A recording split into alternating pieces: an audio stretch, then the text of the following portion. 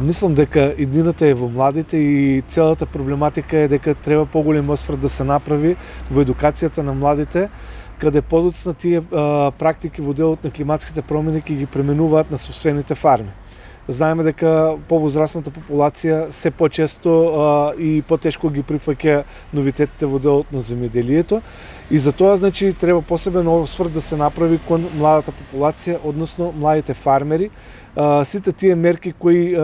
се актуелни во делот на справувањето со климатските промени, за да можат да ги применуваат во сопствените фарми. Дали тука станува збор за примената на мулчфолиите, дали станува збор за употребата на габата триходерма харзијану, UV-заштитните мрежи, употребата на дата логерите и тензиометрите, сепак мислиме дека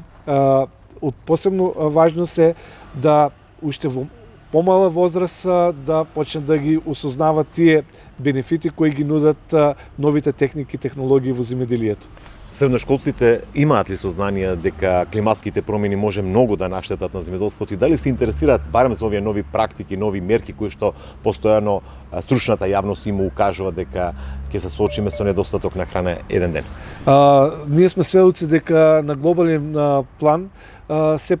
почести се значи тие климатски промени и знаеме дека еве оваа година околу 20 до 30% од производството кај фермерите беше намалено како резултат на тие климатски промени. Сепак младите фармери тоа го чувствуваат на сопствените фарми на нивните родители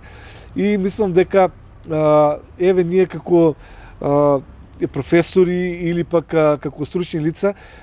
треба да им ги доближиме тие новитети на учениците за да можат да знаат да почнат да размислуваат во примената на тие нови техники и технологии.